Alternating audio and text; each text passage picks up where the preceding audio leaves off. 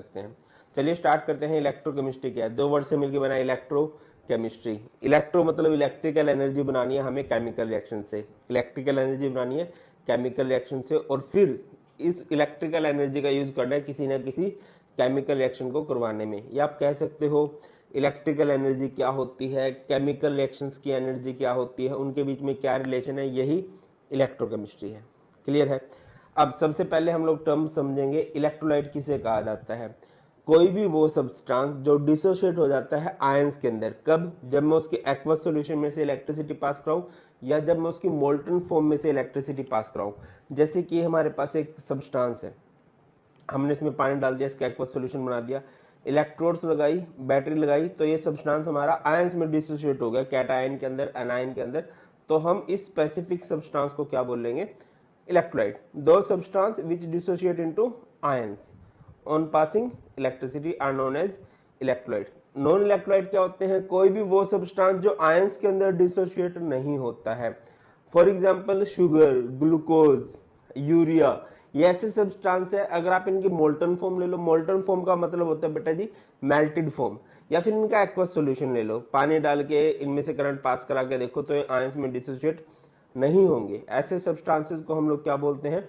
Non electrolyte. Those substance which doesn't dissociate into ions in their aqueous solution are called sugar, urea, glucose. Electrolyte हमारे पास दो तरह के होते हैं, strong electrolyte, weak electrolyte. Electrolyte आपने किसको बोला है? वो सब्सटेंस जो आयंस में डिसोशिएट हो जाए। मान के चलो ये हमारे पास सब्सटेंस है और ये पूरे का पूरा आयंस के अंदर डिसोशिएट हो जाता है, तो इसको हम बोल लेंगे स्ट्रॉन्ग इलेक्ट्रोलाइट। और अगर हमारे पास कोई सब्सटेंस है जिसका एक बहुत थोड़ा सा पोर्शन ही आयंस के अंदर डिसोशिएट हो पाए, तो इसे हम लोग क्या बोलेंगे बेटा? Weak electrolyte. स्ट्रॉन्ग इलेक्ट्रोलाइट के एग्जांपल क्या होंगे? जितने भी स्ट्रॉन्ग एसिड है, जितने भी स्ट्रॉन्ग बेस हैं, या फिर जितने भी सोल्ट है, HCl, HNO3, H2SO4, ये सब। वीक इलेक्ट्रोलाइट के एग्जांपल क्या होंगे? जितने भी ऑर्गेनिक एसिड है, लाइक कार्बोक्सिलिक एसिड जो फैमिली है, ethanoic acid, methanoic acid, propanoic acid, वो सारे एसिड, या फिर जितने भी ऑर्गेनिक बेस हैं, अमाइंस की जो फैमिली होती है, वो सब वीक इलेक्ट्रोलाइट में काउंट होते हैं। यहाँ पर हम एक एग्जांपल लिख रहे हैं, जैसे CH3COOH एसिटिक एसिड बोलते हैं, ammonium hydroxide, calcium hydroxide, group 2 के बेस को भी हम लोग वीक में ही काउंट करते हैं। आगे हमने सब्सटेंस को क्लासिफाई किया है on the basis of conductivity. On the basis of conductivity कोई भी सब्सटेंस तीन तरह का हो सकता है: कंडक्टर, इंसुलेटर, सेमीकंडक्टर। कंडक्टर जिसमें से इलेक्ट्रिसिटी पास हो जाए, इंसुलेटर जिसमें से इलेक्ट्रिसिटी पास ना हो पाए, और सेमीकंडक्टर क्या होते हैं? जिनकी कंडक्टिविटी बीच में लाई करती है कंडक्टर और इंसुलेटर के बीच में। आपने तीनों के एग्जांपल मुझे बताने, मुझे पता चले कितनी आती है केमिस्ट्री। कंडक्टर, इंसुलेटर, सेमीकंडक्टर के एग्जांपल आप लोगों ने कमेंट सेक्शन में बताने हैं। आगे मूव करते हैं, तो हम कंडक्टर्स को क्लासिफाई कर रहे हैं, तो दो तरीके से क्लासिफाई कर सकते हैं: metallic conductor, electrolytic conductor. Metallic conductor जैसे कि मेटल होती है ना, हमारे बाहर लगी आयरन की वायर या कॉपर की वायर, एल्यूमिनियम की वायर, या फिर सिल्वर की वायर। सिल्वर की वायर नहीं होती है ना, क्योंकि हम लोग इंडियंस हैं, करंट लगे तो लगे, बट चांदी तो चुरा ही लेंगे, है ना। तो उनके अंदर जो मेटल्स होती हैं बेटा, उनके अंदर करंट किस वजह से फ्लो करता है? Due to the presence of free electron. Flow of electricity due to the flow of free electrons. अगर आप इलेक्ट्रोलाइटिक कंडक्टर्स की बात करते हो, इनके अंदर इलेक्ट्रिसिटी क्यों फ्लो करती है? Due to the flow of ions. Electrolyte होते हैं जो, देखिए, करंट सिर्फ दो रीजन से फ्लो कर सकता है, या तो किसी के पास फ्री इलेक्ट्रॉन हो, या किसी के पास फ्री आयंस हो। मेटालिक कंडक्टर के पास फ्री इलेक्ट्रॉन्स होते हैं, और इलेक्ट्रोलाइटिक कंडक्टर के पास फ्री आयंस होते हैं। इसी वजह से, क्योंकि इसमें जो इलेक्ट्रिसिटी फ्लो करती है वो इलेक्ट्रॉन्स की वजह से फ्लो करती है, तो इनका दूसरा नाम होता है इलेक्ट्रॉनिक कंडक्टर्स। और इनमें जो इलेक्ट्रिसिटी फ्लो करती है वो आयंस की वजह से फ्लो करती है, तो इनका दूसरा नाम होता है आयनिक कंडक्टर। अब देखिए, अगर आपको किसी मेटालिक कंडक्टर में से पास करवानी है इलेक्ट्रिसिटी, तो उस सब्सटेंस का डिसोशिएट होना जरूरी नहीं है ना। ऐसा नहीं है कि भाई लोहे में से करंट तभी पास होगा अगर लोहे की तार टूट जाए। होता है क्या ऐसा? भैया, अगर लोहे की तार टूट गई तो करंट फ्लो ही नहीं करेगा। अगर आपको NaCl में से करंट पास कराना, मान के चलो NaCl सॉलिड स्टेट में है, तो इसमें से करंट पास नहीं कर सकता। इसको बेटा जी आयंस में डिसोशिएट करना पड़ेगा हमें, है ना। तो जब इसके आयंस बनेंगे, like Na positive, Cl negative, तभी आयंस बनेंगे और आयंस में से करंट फ्लो करेगा। यही यहाँ पर लिखा गया है, मेटालिक कंडक्टर में flow of electricity takes place without the decomposition of substance का डीकम्पोज होना जरूरी नहीं है। और इसमें flow of electricity takes place by the decomposition of substance. NaCl को टूटना पड़ेगा, या NaCl की जगह कोई भी है उसको टूटना पड़ेगा। क्लियर है। और एग्जांपल की बात करो, और बढ़िया सबसे इंपॉर्टेंट पॉइंट क्या होता है बेटा, मेटालिक कंडक्टर्स का अगर आप कभी भी टेम्परेचर बढ़ाओगे तो इनकी इलेक्ट्रिकल कंडक्टिविटी घटती है। रिपीट कर रहा हूं, मेटालिक कंडक्टर का अगर आप टेम्परेचर बढ़ाओगे तो इनकी इलेक्ट्रिकल कंडक्टिविटी घटती है। अब क्वेश्चन राइज होता है कि सर क्यों घटती है। देखो, ये मेरे पास एक मेटालिक वायर है, इसके पास क्या है, बहुत सारे फ्री इलेक्ट्रॉन्स हैं। ठीक है, बहुत सारे फ्री इलेक्ट्रॉन्स हैं, और यहां पर पॉजिटिव होल्स हैं। मैटर्स के पास क्या होते हैं, पॉजिटिव होल्स होते हैं, जिनको हम कर्नल बोलते हैं। क्या बोलते हैं दादा, कर्नल बोला जाता है। और फ्री इलेक्ट्रॉन्स होते हैं।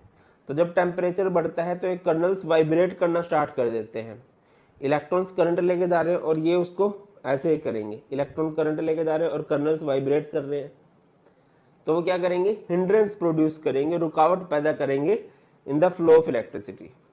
तो जब कभी भी टेम्परेचर बढ़ता है इलेक्ट्रिकल कंडक्टेंस घट जाती है ऑफ मेटालिक कंडक्टर। आप लोगों ने नोटिस भी किया होगा कि गर्मियों में बिजली थोड़ी कम आती है, पावर कट ज्यादा लगते हैं। इसका रीजन, कई सारे रीजन है, बट एक रीजन ये भी होता है कि गर्मियों में पावर लॉस बहुत ज्यादा होता है ना। जो पॉजिटिव कर्नल्स होते हैं वायर्स के अंदर, वो वाइब्रेट कर करके बहुत ज्यादा इलेक्ट्रिसिटी का लॉस करवा देते हैं। तो यही लिखा गया है, the electrical conduction decreases with increase of temperature. और अगर आप इलेक्ट्रोलिटिक कंडक्टर्स की बात करो तो अगर टेम्परेचर बढ़ेगा तो बहुत स्पीड में आयंस टूटेंगे। उसके अलावा उनके पास काइनेटिक एनर्जी आएगी तो फास्टली मूव भी करेंगे। तो दोनों केस उसको फेवर कर रहे हैं। तो यहाँ पर क्या है, the electrical conduction increases with the increase of temperature. Reason क्या लिखा गया है, increase of temperature increase in dissociation and decrease in inter ionic attraction. इसका मतलब क्या है कि आयंस आयंस के बीच की जो अट्रैक्शन है वो कम हो जाती है, वो फास्टली मूव करते हैं। आगे इसमें से low as well as high voltage का करंट पास करवाया जा सकता है, इसमें से सिर्फ लो वोल्टेज का करंट ही पास करवाते हैं। Example iron, aluminium, silver, copper, इसमें NaCl, NaOH, ये हमारे हो सकते हैं।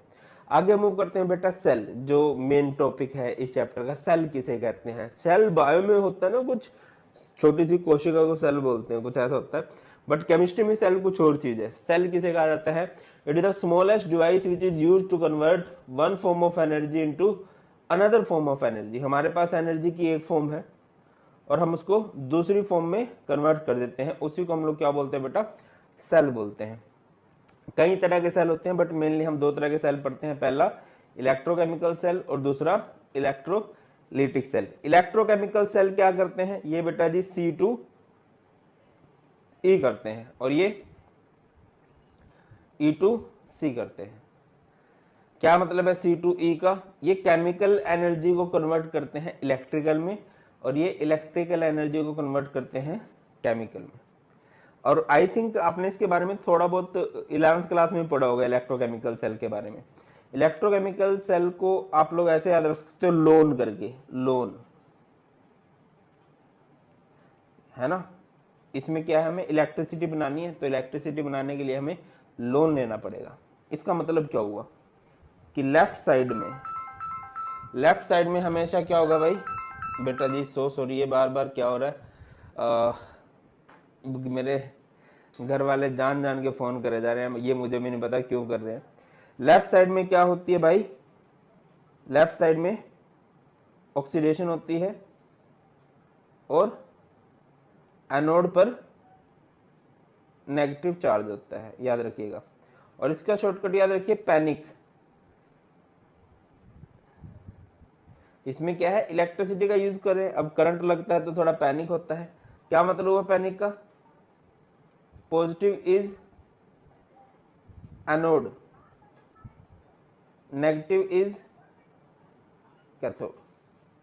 ये सबसे इंपॉर्टेंट पॉइंट है, positive is anode, negative is cathode. तो कर लेते हैं, इसमें क्या होगा, anode is negative, cathode is positive, इसमें इसका उल्टा, anode is positive, cathode is negative. जो इलेक्ट्रोकेमिकल सेल होता है इसमें स्पॉन्टेनियस रेडॉक्स रिएक्शन देखने को मिलती है आपको। स्पॉन्टेनियस का मतलब ऐसी रिएक्शन जो अपने आप होती है, और वो रिएक्शन अपने आप होती रहेगी और हमें बिजली बना के देगी। इधर क्या है, इधर आपको नॉन स्पॉन्टेनियस रिएक्शन देखने को मिलेगी, वो अपने आप नहीं होती है, आपको बिजली देनी पड़ेगी तभी वो रिएक्शन हो पाएगी। और भी कई सारी बातें हैं, इसमें 2 बिक्कर होते हैं, इसमें 1 बिक्कर होता है। 2 बिक्कर है तो 2 अलग अलग सॉल्यूशन है, इसमें सिर्फ 1 सॉल्यूशन है।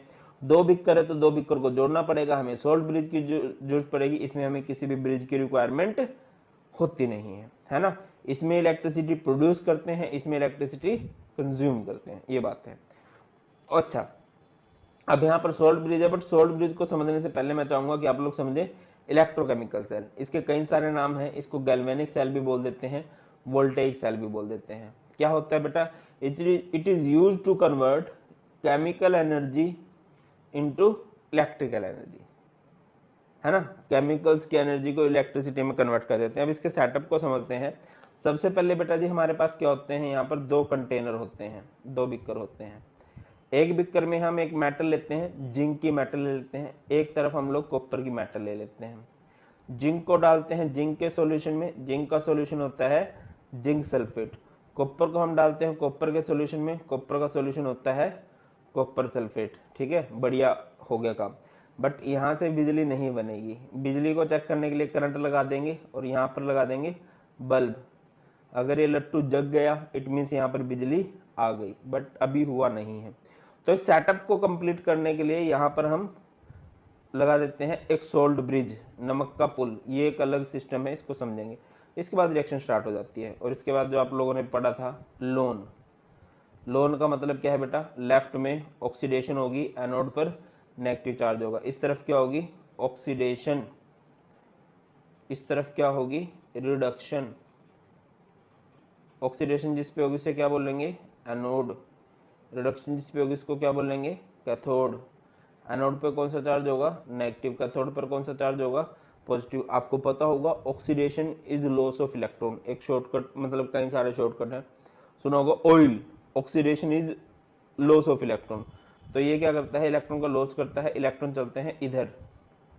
अब इलेक्ट्रॉन चल रहे हैं इधर तो कन्वेंशियल करंट इसकी अपोजिट डायरेक्शन में फ्लो करेगा और हमारा जो बल्ब है वो ग्लो कर जाएगा।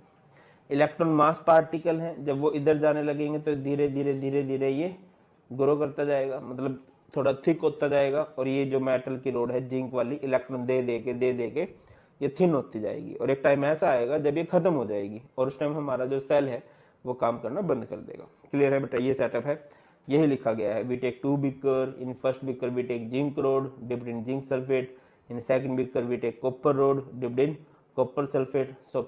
Salt bridge is used to connect both the beakers. Oxidation होगी कहाँ पर, जिंक रोड पे।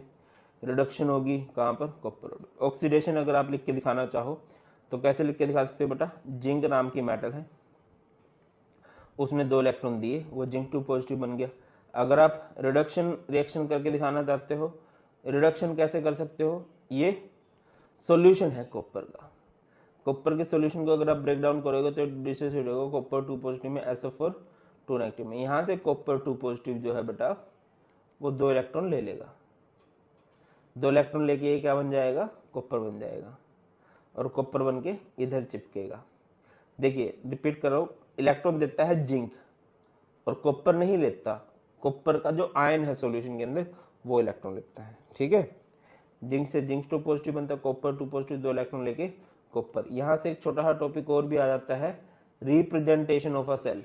हम किसी भी सेल को किस तरह से रिप्रेजेंट कर सकते हैं, किस तरह से रिप्रेजेंट कर सकते हैं भैया। एक सोल्ट ब्रिज होता है, लेफ्ट में ऑक्सीडेशन करोगे तो लेफ्ट साइड में ऑक्सीडेशन होती है और राइट साइड में रिडक्शन होती है, यही सोल्ट ब्रिज है। यह सोल्ट ब्रिज, इस तरफ ऑक्सीडेशन हो रही है, इस तरफ रिडक्शन हो रही है। तो ऑक्सीडेशन करके दिखाओ, जिंक से क्या बन रहा है बेटा जी, जिंक से बन रहा है जिंक 2 पॉजिटिव। और अगर हम बात करें कॉपर 2 पॉजिटिव से क्या बन रहा है बेटा जी, कॉपर 2 पॉजिटिव से बन रहा है हमारा कॉपर। क्लियर है। अब सोल्ट ब्रिज की बात कर लेते हैं। सोल्ट ब्रिज क्या है, एक यू शेप की ग्लास ट्यूब है जिसके अंदर सॉल्यूशन भरा गया है KCl, KNO3, K2SO4। अब क्वेश्चन अराइज होता है कि यही क्यों, इसके 2 रीजन है। फर्स्ट ऑफ ऑल ये फास्ट इलेक्ट्रोलाइट है, बहुत स्पीडली आयंस के अंदर टूटते हैं। और दूसरा रीजन है इनकी मोबिलिटी सेम है, ये सेम स्पीड से मूव करते हैं, ठीक है।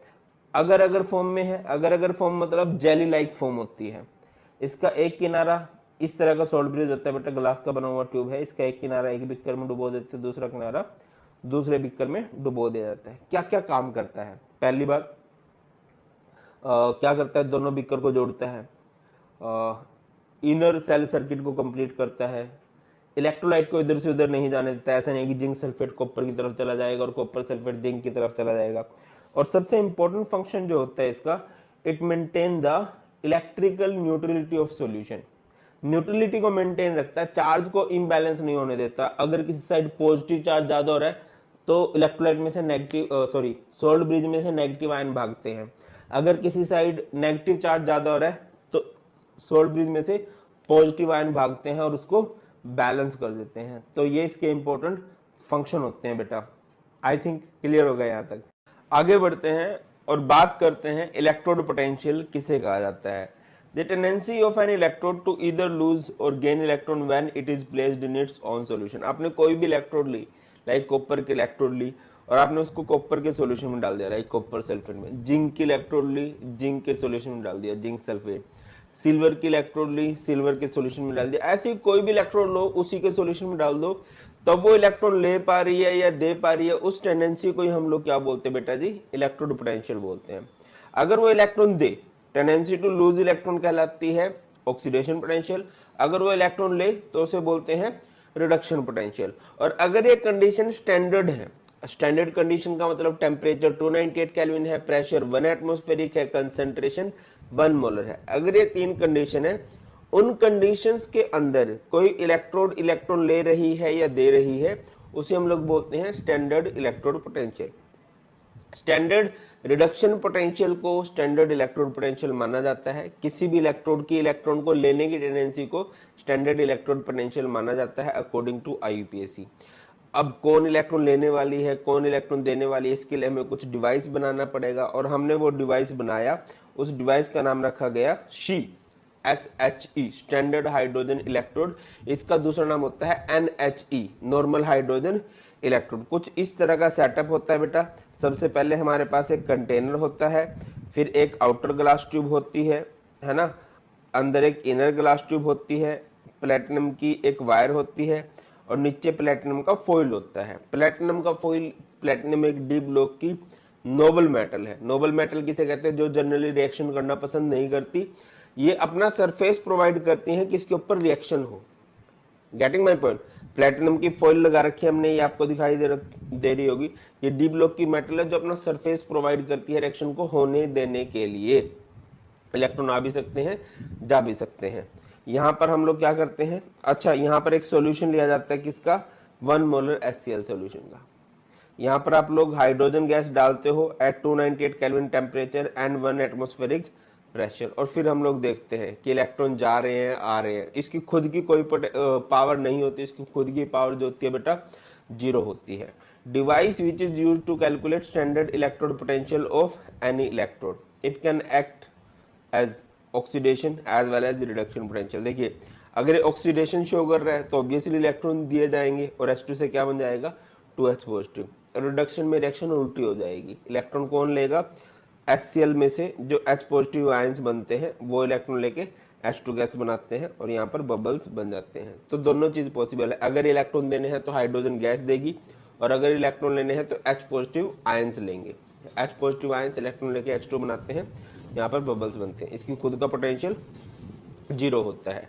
तो इसके साथ लगाकर हमने बहुत सारे इलेक्ट्रोड्स का इलेक्ट्रोड पोटेंशियल निकाला और हमने एक सीरीज बनाई, जिस सीरीज को हम लोग बोलते हैं इलेक्ट्रोकेमिकल सीरीज। अलग अलग जगह पर अलग अलग तरीके से लिखी होती है, कई जगह पर इंक्रीजिंग ऑक्सीडेशन पोटेंशियल में लिखी हुई है। हम लोगों ने इसको लिखा है in the increasing order of standard reduction potential. जैसे जैसे हम लोग डाउन द ग्रुप जाएंगे स्टैंडर्ड रिडक्शन पोटेंशियल की वैल्यू बढ़ती चली जा रही है। याद करने की सिंपल सी ट्रिक है, लीटा, कार, आड़ी, जमी, फनी, पंजाबन, है, क्यूट, अंग्रेजन, भारत आई, ऑस्ट्रेलिया से। ऑस्ट्रेलिया से क्या लेकर, फरारी लेकर, फरारी लेकर। यहाँ पर आप F लिख दीजिए और F का मतलब है फ्लोरीन। फ्लोरीन ये इनकी वैल्यू है, इसकी वैल्यू होती है प्लस 2.87 वोल्ट। थोड़ा सा टाइम लगा के इनको आप याद भी कर सकते हो। जैसे जैसे हम डाउन द ग्रुप जा रहे हैं स्टैंडर्ड रिडक्शन पोटेंशियल बढ़ रहा है, और स्टैंडर्ड रिडक्शन पोटेंशियल जो होता है बेटा वो नेगेटिव होता है ऑफ स्टैंडर्ड ऑक्सीडेशन पोटेंशियल, या कह लीजिए स्टैंडर्ड ऑक्सीडेशन पोटेंशियल नेगेटिव होता है standard reduction potential. Sign change करके आप वैल्यू निकाल सकते हो। जैसे कि आपको कॉपर की वैल्यू दे रखी है, ये कॉपर का स्टैंडर्ड रिडक्शन पोटेंशियल है प्लस 0.34। अगर आप इसको इसका स्टैंडर्ड ऑक्सीडेशन पोटेंशियल निकालना है तो इसका साइन चेंज कर दो, माइनस 0.34 हो जाएगा। जैसे जिंक है, जिंक का स्टैंडर्ड रिडक्शन पोटेंशियल कितना है, माइनस 0.76 वोल्ट है। अगर आपने इसका स्टैंडर्ड ऑक्सीडेशन पोटेंशियल निकालना रहेगा तो आप इसका साइन चेंज कर दोगे तो वो आ जाएगा। आगे मूव करते हैं इसकी एप्लीकेशन। तो कई सारे एप्लीकेशन हैं इसकी। सबसे पहली एप्लीकेशन तो यही है कि आप ऑक्सीडाइजिंग पावर और रिड्यूसिंग पावर को कंपेयर कर सकते हो। ठीक है बेटा, जो ऑक्सीडाइजिंग पावर है, ऑक्सीडाइजिंग पावर मतलब दूसरों को ऑक्सीडाइज करने की पावर, वो डायरेक्टली प्रोपोर्शनल होती है स्टैंडर्ड रिडक्शन पोटेंशियल की। जिसका स्टैंडर्ड रिडक्शन पोटेंशियल ज्यादा उसकी ऑक्सीडाइजिंग पावर ज्यादा, वो दूसरों पे ऑक्सीडेशन उतनी ज्यादा कराएगा। जिसकी अगर आपको कभी रिड्यूसिंग पावर निकालनी है, रिड्यूसिंग पावर कैसे निकाल लोगे, reducing power is inversely proportional to standard reduction potential. अगला फायदा क्या है, with the help of electrochemical series we can check the feasibility of a redox reaction, कि एक रिडॉक्स रिएक्शन हो सकती है या नहीं हो सकती। ये हमें कैसे पता चलेगा सर, जैसे कि मैंने आपको लिखा Zn plus Cu2 positive gives Zn2 positive plus Cu। मैं आपको बताता चलूं कि E note Cu2 positive by Cu, बेटा ये रिडक्शन पोटेंशियल है। अगर आप देखना चाहो तो ये रिडक्शन नहीं हो रही है, कॉपर 2 पॉजिटिव से कॉपर बन रहा है, इट मीन्स ये रिडक्शन है। इसकी जो वैल्यू होती है वो होती है plus 0.34 volt. E note Zn2 positive by Zn is minus 0.76 volt. ये भी इसका रिडक्शन पोटेंशियल है, स्टैंडर्ड रिडक्शन पोटेंशियल है, जो कि माइनस 0.76 वोल्ट है। याद रखिए, higher the standard reduction potential must undergo reduction. Electrode having higher standard reduction potential must undergo reduction. जिसका रिडक्शन पोटेंशियल ज्यादा होगा उसको रिडक्शन शो करनी चाहिए। अब आप जिंक को कंपेयर कर दो जिंक से, तो यहाँ पर जिंक पे 0 चार्ज है, यहाँ पर +2 चार्ज है। आपको पता होना चाहिए, नहीं पता है तो मैं बता देता हूँ। एक रिएक्शन होती है ऑक्सीडेशन, एक रिएक्शन होती है रिडक्शन। ऑक्सीडेशन में पॉजिटिव चार्ज बढ़ता है, नेगेटिव घटता है। रिडक्शन में पॉजिटिव घटता है और नेगेटिव चार्ज बढ़ जाता है। यहाँ पर पॉजिटिव चार्ज बढ़ रहा है तो बेटा जी ये कौन सी रिएक्शन है, ये हमारे पास ऑक्सीडेशन रिएक्शन है। और कॉपर 2 पॉजिटिव से क्या बनता है भाया, कॉपर 2 पॉजिटिव से कॉपर बनता है, पॉजिटिव चार्ज घटता है, और जहाँ पर पॉजिटिव चार्ज घटता है उसे हम लोग क्या बोलते हैं, रिडक्शन बोलते हैं। तो रिडक्शन पोटेंशियल किसका ज्यादा है, कॉपर का है, और कॉपर पे रिडक्शन ही हो रही है, तो जो होना चाहिए वही हो रहा है। तो आप लोग क्या बोलोगे, yes this reaction is possible, ये रिएक्शन हो सकती है। गेटिंग माई पॉइंट और नोट, आई होप तो समझ रहे हो। अगला है predicting whether a metal react with dilute mineral acid and will evolve hydrogen gas or not, कि कोई भी मेटल जो है एसिड के साथ रिएक्शन करके H2 गैस रिलीज करेगी कि नहीं। इसका सिंपल सा फंडा है भाई, जो भी हाइड्रोजन से ऊपर है वो सारी की सारी ज्यादा रिएक्टिव है। इन सब का रिडक्शन पोटेंशियल नेगेटिव है, इट मींस इनको इलेक्ट्रॉन लेना पसंद है, इनको इलेक्ट्रॉन देना पसंद है। ये बहुत ज्यादा रिएक्टिव मेटल है, तो ये सब हाइड्रोजन गैस रिलीज करेंगी, और इनमें से कोई भी हाइड्रोजन गैस रिलीज नहीं करेगा। हाइड्रोजन गैस हमेशा कौन रिलीज करता है, जो हाइड्रोजन से ऊपर है, जो ज्यादा एक्टिव है, जो पहले इलेक्ट्रॉन देगा। क्लियर, आगे बढ़ते हैं। एक्टिविटी रिएक्टिविटी चेक कर सकते हो मेटल की। देखिए मेटल का मतलब क्या होता है कि जो इलेक्ट्रॉन देना पसंद करे, और जितनी भी ऊपर है वो देना पसंद करते हैं। और नॉन मेटल का मतलब क्या होता है, जो इलेक्ट्रॉन लेना पसंद करे, तो जो भी नीचे है वो इलेक्ट्रॉन लेना पसंद कर रही हैं। बाकी यहाँ पर कुछ मेटल भी है, ठीक है ना, मतलब गोल्ड को अगर आप देखो, अब आपने कभी सोचा है कि गोल्ड की वैल्यू इतनी ज्यादा क्यों होती है? सर येलो कलर होता है, ये कोई बात हुई? येलो तो कलर पीतल का भी होता है, बट वो उतनी ज्यादा कीमत की नहीं होती। इवन प्लैटिनम का कलर सिल्वर है, सिल्वर का कलर भी सिल्वर है, इवन एल्यूमिनियम का कलर भी सिल्वर है। अब इसका रीजन होता है बेटा उनकी एक्टिविटी पे, जो जितना कम एक्टिव है इट मीन्स वो उतना कम इलेक्ट्रॉन देगा, उतना लेट वो खत्म होगा, ठीक है। तो गोल्ड जो होता है वो बहुत कम रिएक्टिव होता है, वो इलेक्ट्रॉन देना पसंद नहीं करता। ऊपर वाली मेटल हमेशा इलेक्ट्रॉन देना पसंद करती हैं, ये नीचे वाली इलेक्ट्रॉन देना पसंद नहीं करती। Calculation of EMF of a cell, EMF अगर निकालना है, ई नोट सेल बोलते हैं इसको, इलेक्ट्रोमोटिव फोर्स बोलते हैं, standard electric potential of cell बोलते हैं। अगर आपको सेल नोटेशन दे रखी है तो ई नोट राइट माइनस ई नोट लेफ्ट कर सकते हो, या फिर ई नोट कैथोड माइनस ई नोट एनोड कर सकते हो, या फिर आरओ, आरओ मतलब ई नोट रिडक्शन माइनस ई नोट ऑक्सीडेशन। जैसे हम पिछले की बात करें, यहां पर अगर आपको ई नोट सेल निकालना आ जाए तो आप कैसे निकाल लोगे? ई नोट रिडक्शन माइनस ई नोट ऑक्सीडेशन। ई नोट किसका? जिसने रिडक्शन शो की है, रिडक्शन शो की है कॉपर ने, और कॉपर की वैल्यू कितनी दे रखी है बेटा? प्लस 0.34 माइनस ऑक्सीडेशन, ऑक्सीडेशन किसने शो की है? जिंक ने, जिंक की वैल्यू कितनी दे रखी है? माइनस 0.76। इसको जब आप सिंपल आउट करोगे तो बेटा ये आएगा 1.10 वोल्ट, है ना। और ये वैल्यू प्लस में आ रही है, इट मीन्स ये सेल पॉसिबल है, ये रिडॉक्स एक्शन पॉसिबल है। और अगर कभी वैल्यू नेगेटिव आ जाए इट मीन्स वो सेल पॉसिबल है नहीं। क्लियर है? आगे मूव करते हैं, नेक्स्ट बात करते हैं नर्स्ट इक्वेशन। बहुत ही इंपॉर्टेंट टॉपिक है नर्स्ट इक्वेशन। इसके देखो बेटा, अगर आपको कभी भी किसी भी, देखो नर्स्ट इक्वेशन कब काम आती है? कि जब कंडीशन नॉन स्टैंडर्ड हो जाए।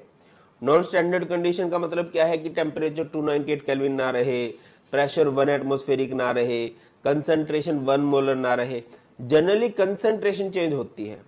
तो नर्स्ट इक्वेशन क्या बताती है? कि इलेक्ट्रोड पोटेंशियल का क्या रिलेशन है कंसंट्रेशन के साथ, ठीक है। अगर आपको किसी मेटल का इलेक्ट्रोड पोटेंशियल निकालना, फॉर्मूला क्या रहेगा? ई नोट मेटल माइनस 0.0591, इसको मैं बोल लूंगा, आप ऐसे भी कर सकते हो। अगर आपको कभी भी, मैं ऊपर लिख देता हूं, किसी भी मेटल का इलेक्ट्रोड पोटेंशियल निकालना है तो E metal is equal to E naught metal, easy calculation के लिए minus 0.06 by N log 1 by concentration of the metal in ionic form. मैं आपको सिंपल वर्ड्स में समझा ही देता हूं एक क्वेश्चन यहां से। जैसे कि हमारे पास है कॉपर, कॉपर 2 पॉजिटिव ने बेटा जी 2 इलेक्ट्रॉन ले लिए और ये क्या बन गया? कॉपर बन गया। आपको पता है E naught copper 2 positive by copper की वैल्यू कितनी थी? प्लस 0.34 वोल्ट थी, ठीक है। अब आपको यहां पर इसका ईएमएफ निकालना है। मान लो इसकी कंसंट्रेशन दे रखी है 0.01 मोलर, तो आप नर्स्ट इक्वेशन लगाओगे। नर्स्ट इक्वेशन क्या बोलती है आपको? नर्स्ट इक्वेशन बोलती है बेटा E metal is equal to E naught metal minus 0.06 by N log 1 by concentration of the metal in ionic form. E naught metal कितना दे रखा आपको? 0.34 minus 0.06 by N, N means होता है नंबर ऑफ इलेक्ट्रॉन लॉस और gain. इस reaction के अंदर कितने इलेक्ट्रॉन का लॉस या फिर गेन हुआ है? आपको दिखाई दे रहा है कि 2 इलेक्ट्रॉन का गेन हुआ है। 2 log 1 by concentration of the metal in ionic form कितनी दे रखी है? 0.01। डेसिमल के बाद जितने डिजिट होते हैं 10 की पावर उतनी माइनस में कर दो, 10 की पावर -2 कर दी तो हो जाएगा 0.34 माइनस, इसको सिंपल आउट करोगे 0.03 लोग, ये 10 की पावर -2 ऊपर जाके लोग 10 की पावर 2 हो जाएगी। लोग अगर कभी आपको पता होगा, लोग अगर m की पावर n है तो पावर आगे आ जाती है, ये फॉर्मूला बन जाता है n log m। तो बेटा ये क्या हो जाएगा? 0.34 माइनस 0.03 इंटू में 2 log 10, log 10 की वैल्यू 1 होती है और ये 0.06, तो यहां से आ जाएगा 0.28 वोल्ट। इस तरह से आप लोग इजीली कोई भी क्वेश्चन बेटा कर सकते हो। आगे मूव करते हैं, Nernst equation for a cell. अगर आपको किसी सेल के लिए करना है भाई, ये आपको सेल दे रखा है A plus B give C plus D E cell is equal to E naught cell minus 0.0591 by N log product by reactant, और जो कोफिशिएंट होते हैं वो पावर में चले जाते हैं, सी की पावर सी, डी की पावर डी, ए की पावर ए, बी की पावर बी। और मैं आपको बोलूंगा सबसे इजी फॉर्मूला क्या है, ये रहा सबसे easy formula, E cell is equal to E naught cell minus 0.0591 by N log concentration which undergoes oxidation to the concentration which undergoes reduction. Easy calculation के लिए आप कौन सा फॉर्मूला कर सकते हो, डोंट वरी बेटा, इसके हम क्वेश्चन भी ट्राई करेंगे। E cell is equal to E naught cell minus 0.06 by N log concentration which undergoes oxidation to the concentration of the metal which undergoes reduction. Ionic form वाली metal आप लोगों ने ले लेनी है, ठीक है। और यहाँ पर इस सारे को हटा के हम QC लिख सकते हैं, QC का मतलब रिएक्शन कोशिएंट होता है। और अगर कभी कंडीशन स्टैंडर्ड है तो QC क्या हो जाता है बेटा, KC हो जाता है, और उस केस में जो आपका ई सेल है ये 0 हो जाता है। तो हमारा एक नया फॉर्मूला बन के निकलता है, फॉर्मूला क्या है, E naught cell is equal to 0.06 by N log KC, where KC means होता है इक्विलिब्रियम कांस्टेंट। और कई बार आपको ये निकालना होता है कि किसी भी सेल से आपको मैक्सिमम कितनी एनर्जी मिल सकती है। तो बेटा ये हम लोग कैसे निकाल सकते हैं, डेल्टा जी नोट का फॉर्मूला होता है minus N F E naught cell, इसे बोलते हैं स्टैंडर्ड गिब्स फ्री एनर्जी। और कई बार आपको गिब्स फ्री एनर्जी निकालनी होती है, स्टैंडर्ड गिब्स फ्री एनर्जी नहीं निकालनी होती, यानी कि आपको निकालना होता है डेल्टा जी। तो डेल्टा जी का फॉर्मूला रहेगा minus N F E cell. इस तरह से बेटा जी आप इसको कर सकते हो। तो मैं क्वेश्चन हम लोग फ्रेम करते हैं यहाँ से, जिससे आपको सारी की सारी बात इजीली समझ में आने लग जाए। जैसे कि हमने हाइपोथेटिकल क्वेश्चन बनाया, Zn से बन रहा है Zn 2 पॉजिटिव, यहाँ पर सोल्ट ब्रिज, और कॉपर 2 पॉजिटिव से बन रहा है कॉपर। इसकी कंसंट्रेशन मान लेते हैं 0.1 मोलर है, इसकी कंसंट्रेशन मान लेते हैं 0.01 मोलर है। E naught copper 2 positive by copper आप लोगों को दे रखा है प्लस 0.34 वोल्ट बेटा, और E naught Zn 2 positive by Zn आपको दे रखा है माइनस 0.76 वोल्ट, ये आपको दे रखा है, ठीक है। अब क्या करोगे आप लोग, यहाँ से सबसे आपको कई चीजें बोला गया, आपको EMF निकालने को बोला गया, log KC निकालने को बोला गया, डेल्टा जी निकालने को बोला गया, डेल्टा जी नोट निकालने को बोला, आपको सब कुछ निकालने को बोला गया, ठीक है। तो चलिए करते हैं इस क्वेश्चन को। सबसे पहले EMF निकाल लेंगे। EMF के लिए हमें लगानी पड़ेगी यहाँ पर नर्न्स्ट इक्वेशन।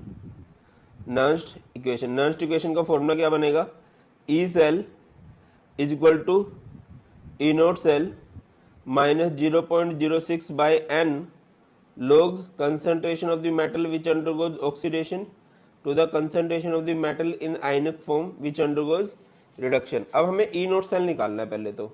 अब ई नोट सेल का फॉर्मूला क्या होता है भाई, ई नोट सेल का फॉर्मूला होता है ई नोट रिडक्शन माइनस ई नोट ऑक्सीडेशन, या फिर अगर आपको सेल नोटेशन दे रखी है, जैसे इस केस में आप देखो तो आपको सेल नोटेशन दे रखी है, तो ई नोट राइट माइनस ई नोट लेफ्ट। राइट में कॉपर है, कॉपर की वैल्यू है 0.34 माइनस लेफ्ट में है जिंक, और जिंक की वैल्यू दे रखी है माइनस 0.76। तो बेटा इसको सिंपल आउट करोगे तो हो जाएगा 0.34 प्लस 0.76, सिंपल आउट करके आएगा 1.10 वोल्ट। याद रखिए इंपॉर्टेंट बात है, क्लियर है, यहाँ से आपका आ गया 1.10 वोल्ट।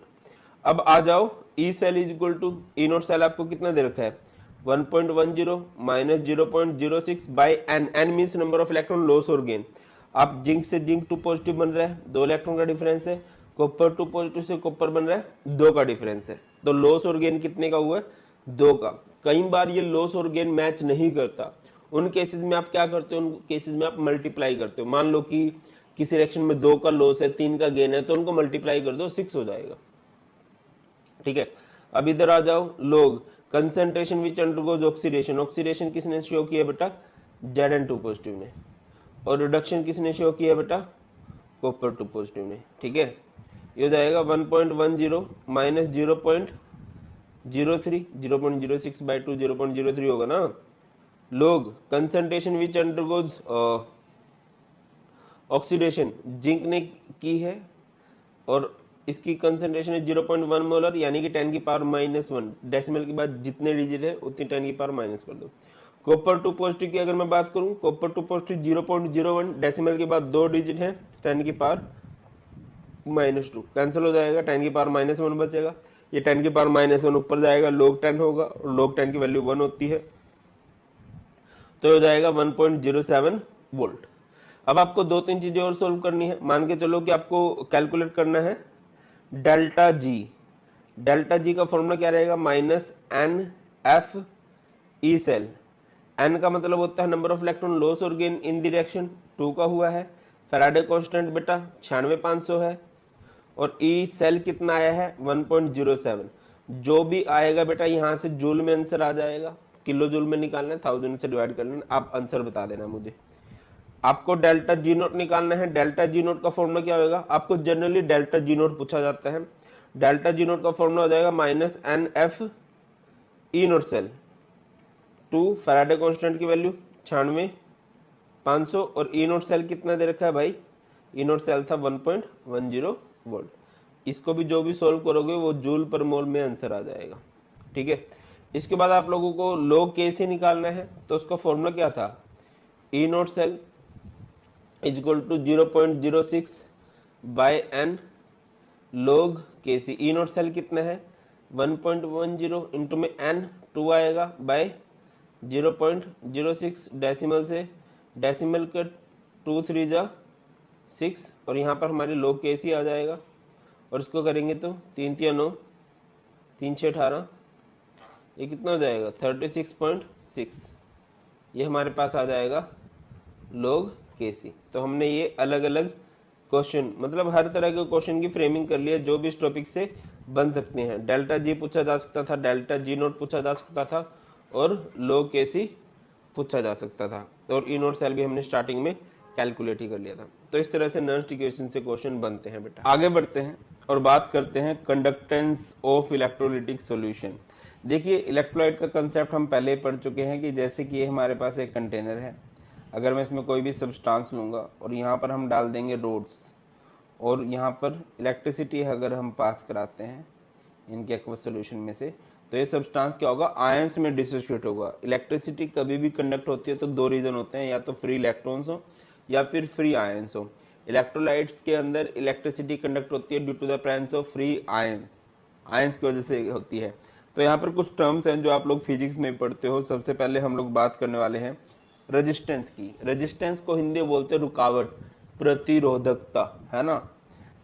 तो क्या होता है, it is the obstruction to the flow of electric current through the conductor, कि किसी कंडक्टर में से करंट पास हो रहा है और उसमें कितनी ऑब्स्ट्रक्शन ओवर की जा रही है, कितनी रुकावट पैदा की जा रही है। देखा गया कि जो रेजिस्टेंस होती है वो डायरेक्टली प्रोपोर्शनल होती है to the length of conductor और इनवर्सली प्रोपोर्शनल होती है to the area of cross section. इसको अगर मैं हटाऊंगा तो ये आएगा रो। रो का नाम होता है बेटा स्पेसिफिक रेजिस्टेंस, या फिर इसको बोलते हैं रेजिस्टिविटी। और यहां से अगर आपको कभी रो का फॉर्मूला करना है तो वो क्या बन जाएगा, R into A by L. अच्छा बेटा जी, कभी भी किसी कांस्टेंट को डिफाइन करना हो, जैसे कि ये हमारे पास एक कांस्टेंट है, तो हम कैसे डिफाइन कर सकते हैं, rho resistivity is equal to resistance of a conductor whose length is 1 metre या 1 centimetre and area of cross section is 1 metre square या फिर 1 सेंटीमीटर स्क्वायर। इस तरह से हम लोग इसको डिफाइन कर सकते हैं। रेजिस्टेंस की यूनिट क्या होती है बेटा, ओहम या फिर कैप, और रेजिस्टिविटी की यूनिट क्या होती है, ओहम मीटर। इस तरह से लिख सकते हैं। कंडक्टेंस, इसको हम G से या फिर C से रिप्रेजेंट करते हैं। ये क्या होता है, सिंपल सी बात, कंडक्टेंस मतलब it is the ease with which electricity flows through a conductor. किसी भी कंडक्टर में से इलेक्ट्रिसिटी कितनी आसानी से पास हो सकती है, और ये रेसिप्रोकल होता है, इनवर्स होता है किसका, रेजिस्टेंस का। तो G is equal to 1/R। Formula बनाए तो R का फॉर्मूला था रो L बाई ए, ये हो जाएगा 1/रो A बाई L। 1/रो इज अ कांस्टेंट जिसको हम बोलते हैं kappa, and this kappa is known as specific conductance, conductivity इसको बोल देते हैं। यूनिट क्या होती है बेटा जी कंडक्टेंस की? कंडक्टेंस की यूनिट होती है ओहम इनवर्स या फिर मोहो, कैप इनवर्स, साइमंस या फिर एस सिंबल भी होता है इसकी यूनिट का। इसके बाद हमारे पास आती है कंडक्टिविटी। कंडक्टिविटी कह लीजिए या फिर आप लोग इसे कह सकते हो स्पेसिफिक कंडक्टेंस, है ना। आप लोगों ने अभी देखा था फॉर्मूला क्या था, मैं इधर लिख रहा हूं, G इज इक्वल टू क्या था, 1/ρ A/L, है ना। यहां से करें तो G इज इक्वल टू क्या हो जाएगा, कप्पा इंटू A/L, और यहां से इससे आगे करें तो G इंटू में L/A is equal to kappa. L by A, length by area is a constant which is known as cell constant. इसको हम लोग G स्टार से भी रिप्रेजेंट करते हैं। G इंटू में G star is equal to kappa होता है, ठीक है। तो बेटा जी अगर इसको डिफाइन करना है कप्पा को, हम क्या बोल सकते हैं, kappa is the conductance of 1 centimetre cube electrolytic solution. ये एरिया मतलब 1 सेंटीमीटर स्क्वायर और लेंथ 1 सेंटीमीटर, और वहां से अगर मैं टोटल वॉल्यूम निकाल लूंगा तो 1 सेंटीमीटर क्यूब बन जाएगा। देखो जैसे यहां पर आपको दिखाई दे रहा हो, इसको अगर आप नोटिस करो तो यहाँ पर हमारे पास क्या है, 1 सेंटीमीटर क्यूब सॉल्यूशन है। इसकी जो कंडक्टेंस होती है उसी को हम लोग क्या बोलते हैं बेटा जी, कंडक्टिविटी बोल देते हैं। और कंडक्टिविटी की यूनिट क्या बनती है भाई, ohm inverse, centimetre inverse. Clear है। नेक्स्ट हमारे पास है मोलर कंडक्टिविटी। मोलर कंडक्टिविटी क्या होता है, it is the conductivity of all the ions produced by 1 mole of electrolyte. 1 mole electrolyte की जो कंडक्टिविटी होती है उसी को हम लोग क्या बोलते हैं, मोलर कंडक्टिविटी बोलते हैं, ठीक है। और फॉर्मूला क्या होता है इसका, कप्पा इंटू 1000 बाय सी या kappa into 1000 by M, where C और एम मीन्स होता है मोलैरिटी। यूनिट क्या होती है बेटा इसकी, ohm inverse centimetre square mole inverse या फिर Simon centimetre square mole inverse. उसके बाद बात करते हैं कि कंडक्टिविटी और मोलर कंडक्टिविटी पे कंसंट्रेशन का फर्क क्या पड़ता है। मैं इसको थोड़ा आराम से समझा देता हूं आपको। देखिए कंडक्टिविटी कहां पर चेक की जाती है बेटा, 1 सेंटीमीटर की सॉल्यूशन की कंडक्टिविटी चेक की जाती है, ठीक है। ये है, आपसे पूछा जाता है what is the effect of dilution, effect of dilution on, बहुत इंपॉर्टेंट है, इससे रिलेटेड क्वेश्चन बन सकता है, ऑन कंडक्टिविटी। कंडक्टिविटी पे डाइल्यूशन का क्या फर्क पड़ता है। कंडक्टिविटी 1 सेंटीमीटर क्यूब की है, डाइल्यूशन का मतलब होता है पानी डालना, डाइल्यूशन बढ़ाना यानी कंसंट्रेशन घटाना। तो इससे होगा क्या भैया, 1 सेंटीमीटर क्यूब के अंदर नंबर ऑफ आयंस कम हो जाएंगे, और अगर नंबर ऑफ आयंस कम हो गए तो उसकी कंडक्टेंस भी क्या हो जाएगी, कम हो जाएगी, उसकी कंडक्टिविटी भी क्या हो जाएगी, कम हो जाएगी। क्या लिखोगे, conductivity, conductivity decreases on dilution. क्यों, बिकॉज नंबर ऑफ आयंस पर सेंटीमीटर क्यूब डिक्रीजेस। पर सेंटीमीटर क्यूब में नंबर ऑफ आयंस घट जाते हैं, इस वजह से कंडक्टिविटी भी घटती है ऑन डाइल्यूशन। अच्छा अगला आपसे पूछा जाता है effect of dilution, effect of dilution on molar conductivity. तो मोलर कंडक्टिविटी का फॉर्मूला आप लोगों ने सुना होगा, क्या होता है बेटा, कप्पा इंटू 1000 बाय एम। इसको अगर मोर सिंपली करना चाहूं, कप्पा इंटू 1000 बाय एन, और ये भी ऊपर चला जाएगा। डाइल्यूशन बढ़ाओगे तो वॉल्यूम बढ़ेगा, और वॉल्यूम बढ़ेगा तो मोलर कंडक्टिविटी बढ़ेगी। क्या लिखते हैं, on dilution, on dilution molar conductivity, molar conductivity increases. क्यों इंक्रीज होती है, ड्यू टू द इंक्रीज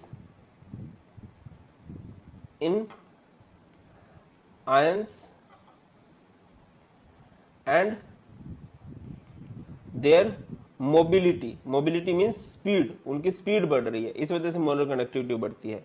तो याद रखिए अगर कभी भी डाइल्यूशन बढ़ेगी बेटा जी तो उस केस में कंसंट्रेशन घटेगी, और अगर कंसंट्रेशन घटेगी तो वहां पर कंडक्टिविटी घट जाएगी।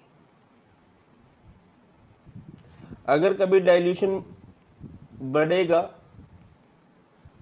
तो कंसंट्रेशन भी घटेगी, और मोलर कंडक्टिविटी उस केस में क्या हो जाएगी, बढ़ जाएगी। ये याद रखना, इससे रिलेटेड क्वेश्चन आपके बन जाते हैं आगे। अच्छा, तो आपने देख लिया कि यार जो मोलर कंडक्टिविटी है वो कंसंट्रेशन घटाने पे बढ़ती है, तो इसके लिए हमने एक ग्राफ बनाया। क्या है ये? है कंसंट्रेशन वर्सेस मोलर कंडक्टिविटी का ग्राफ, कंसंट्रेशन का रूट। यहां पर हमारे पास क्या है? कंसंट्रेशन का रूट है,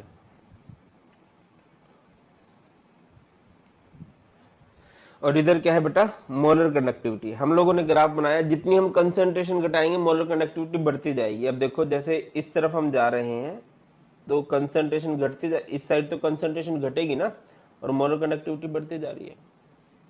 अच्छा, ये भी ऐसे ही है कि कंसंट्रेशन घटा रहे हैं, मोलर कंडक्टिविटी बढ़ती जा रही है। बट एक बात देखी गई कि जो वीक इलेक्ट्रोलाइट के लिए है वो बहुत ज्यादा बढ़ती है, स्ट्रॉन्ग इलेक्ट्रोलाइट के लिए कम बढ़ती है। ऐसा क्यों है? क्योंकि डाइल्यूशन पे वीक इलेक्ट्रोलाइट के नंबर ऑफ आयंस बढ़ते हैं, मोबिलिटी बढ़ती है। उसके नंबर ऑफ आयंस क्यों बढ़ते हैं? क्योंकि वीक इलेक्ट्रोलाइट कभी भी कंप्लीटली डिसोशिएट नहीं होते, वो पार्शियली डिसोशिएट होते हैं। जितना उनको ज्यादा जितना उनमें ज्यादा पानी डाले जाएगा और ज्यादा नंबर ऑफ आयंस बढ़ते जाएंगे। बट स्ट्रॉन्ग इलेक्ट्रोलाइट के केस में ऐसा नहीं है। स्ट्रॉन्ग इलेक्ट्रोलाइट क्या होते हैं? जो स्टार्टिंग में ही पूरे डिसोशिएट हो चुके होते हैं, तो अगर आप उन पे और पानी डालोगे तो नंबर ऑफ आयंस नहीं बढ़ेंगे, स्टार्टिंग में ही बढ़ चुके हैं जितने बढ़ने थे, उनकी सिर्फ मोबिलिटी बढ़ती है। इस वजह से डाइल्यूशन पे या डाइल्यूशन बढ़ाने पे, कंसंट्रेशन घटाने पे एक ही बात है, डाइल्यूशन बढ़ाना, कंसंट्रेशन घटाना। अगर मैं पानी ज्यादा डालता जाऊंगा, मीठा कम होता जाएगा, कंसंट्रेशन कम होती जाएगी। तो स्ट्रॉन्ग इलेक्ट्रोलाइट कम बढ़ता है और वीक ज्यादा बढ़ता है। अच्छा, अगर मैं इस ग्राफ को एक्स्ट्रा प्लॉट कर दूंगा तो यहाँ पर मोलर कंसंट्रेशन जो है वो 0 हो जाएगी। इसे बोलते हैं limiting molar conductivity. On the other hand, अगर वीक इलेक्ट्रोलाइट के लिए मैं एक्स्ट्रा प्लॉट करूंगा तो ये इस तरह से चला जाएगा, ये पैरेलल टू वाई एक्सिस हो जाएगा। ये कभी भी मैच नहीं करेगा, किसको? वाई एक्सिस को नहीं। इसकी लिमिटिंग मोलर कंडक्टिविटी ग्राफ की हेल्प से नहीं निकलती है, तो वहां पर हम लोग यूज करते हैं कोलर्स लॉ का। कोलर्स लॉ ने क्या बोला? किसी भी इलेक्ट्रोलाइट की अगर आपको लिमिटिंग मोलर कंडक्टिविटी निकालनी है, लिमिटिंग मोलर कंडक्टिविटी का सिंबल बेटा जी ये हो सकता है या फिर ये भी हो सकता है। क्या मतलब है? इस 0 का मतलब है 0 कंसंट्रेशन, इस इनफाइनाइट का मतलब है इनफाइनाइट डाइल्यूशन। बात एक ही है, चाहे इनफाइनाइटली डाइल्यूट कर दो, पानी बहुत ज्यादा डालोगे तो कंसंट्रेशन 0 ही होगी, 0 के अप्रोक्स होगी। तो कोलर्स दादा ने बोला the limiting molar conductivity of an electrolyte is the sum of individual contribution of anion cation of the electrolyte. अगर आपको किसी भी इलेक्ट्रोलाइट की लिमिटिंग मोलर कंडक्टिविटी निकालनी है तो क्या आपको कटायन और अनायन की लिमिटिंग मोलर कंडक्टिविटी का सम कर दो। अच्छा, कटायन और अनायन के लिए हम लोग लैम्डा का यूज करते हैं, छोटू है ना ये। तो यहां पर जैसे ए बी नाम के इलेक्ट्रोलाइट की बात की गई है, तो ये क्या हो जाएगा? Limiting molar conductivity of cation, limiting molar conductivity of अनायन, lambda कर दो इसको इस तरह से। एप्लीकेशंस की बात करें, इसका फायदा क्या क्या है भैया? इससे आप कभी भी लिमिटिंग मोलर कंडक्टिविटी निकाल सकते हो किसी भी वीक इलेक्ट्रोलाइट की। आप डिग्री ऑफ डिसोसिएशन निकाल सकते हो। डिग्री ऑफ डिसोसिएशन का फॉर्मूला क्या होता है? Molar conductivity at any concentration, और ये लिमिटिंग मोलर कंडक्टिविटी। उसके बाद आप लोग क्या निकाल सकते हो? डिसोसिएशन कांस्टेंट निकाल सकते हो। डिसोसिएशन कांस्टेंट का मतलब होता है Kc, इसका फॉर्मूला होता है C alpha square by 1 minus alpha. Question try करते हैं सो दैट की थोड़ी सी वाइब्स आए। आपसे पूछा गया suggest a way to determine the limiting molar conductivity value of water. Water की लिमिटिंग मोलर कंडक्टिविटी निकालनी है, तो उसके लिए हमें H पॉजिटिव का पता होना चाहिए, OH नेगेटिव का पता होना चाहिए। अब आप देखो, H पॉजिटिव आपको कहां से मिल सकता है? HCl से। OH आपको कहां से मिल सकता है? NaOH से। अब आपको क्या चाहिए? देखो, H तो चाहिए, आपको OH भी चाहिए, बट बिन बुलाए मेहमान कौन है? Cl और Na, इनको उड़ाना पड़ेगा। तो एक बार ये भी लिख लो, क्या? NaCl भी लिख लो। और क्या करोगे? फर्स्ट और सेकंड को सम करके उसमें से NaCl को निकाल दोगे, तो बेटा ये NaCl को आपने माइनस कर दिया तो ये कट हो जाएगा, बचेगा क्या, H एंड OH। अच्छा, आगे से क्वेश्चन पूछा गया है, the conductivity of 0.20 molar solution of KCl at 298 kelvin is 0.0248 siemens centimetre inverse, calculate its molar conductivity. Molar conductivity का फॉर्मूला क्या होता है, kappa into 1000 by m। Kappa is conductivity जो कि आपको दे रखी है 0.0248 इंटू में 1000, मोलैरिटी कितनी दे रखी है बेटा 0.20, इसको सिंपल आउट करोगे तो कितना आएगा 124 Simon centimetre square mole inverse. अब एक और क्वेश्चन आपको दे रखा है, आपको लिमिटिंग मोलर कंडक्टिविटी दे रखी है NaCl HCl CH3COON, इसे बोलते हैं सोडियम एसीटेट। कितनी दे रखी है 126.4 425.9 एंड 91। तो आपको लिमिटिंग मोलर कंडक्टिविटी निकालनी है for CH3COOH that is acetic acid.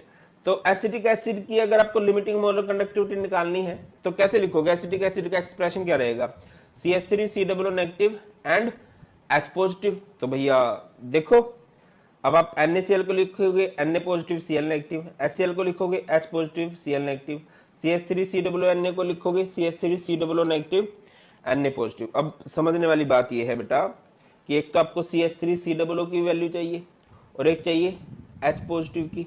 तो CH3COO तो इसमें है और H इसमें है, इन दोनों को जोड़ दोगे, एक्स्ट्रा क्या आ जाएगा आपके पास, Na और Cl एक्स्ट्रा आ जाएगा, उसको उड़ाना है, उसको उड़ाने के लिए इसको हम लोग माइनस कर देंगे, है ना। तो आप अगर इसको बोल दो इक्वेशन नंबर 3 2 1, 3 + 2 -1, तो जब आप उसको करोगे तो आपका 390.5 आंसर आ जाएगा। अगला क्वेश्चन आपको दे रखा है, अच्छा क्वेश्चन है, इस तरह के क्वेश्चन कई बार फ्रेम हुए हैं।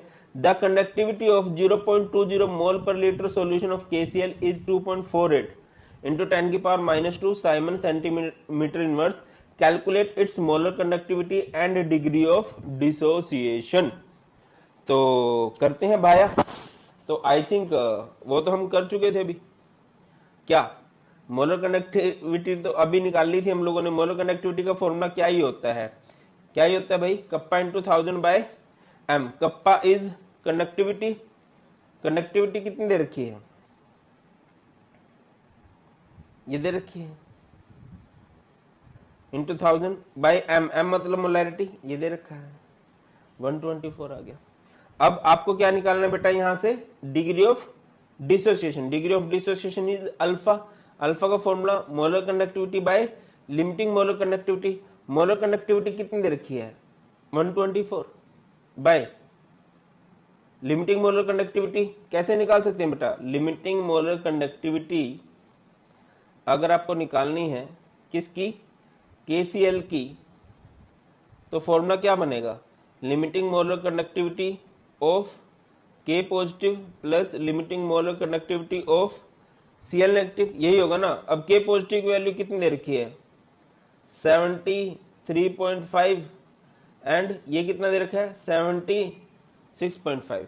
इसको आप सम कर दोगे जो भी आएगा, 5 5 10 हो जाता है, 1 3 6 9 और 1 10, एक बच गया ये, ठीक है ना। ये कितना बन गया 124 बाय 150। इसको सिंपल आउट करेंगे तो ये कितना हो जाएगा ब्रो 0.82।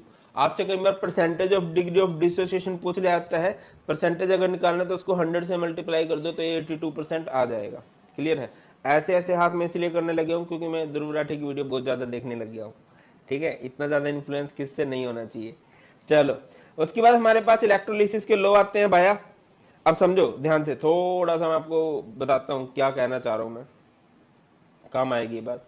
जैसे कि ये हमारे पास एक कंटेनर है, ये हमारे पास 2 इलेक्ट्रोड्स हैं,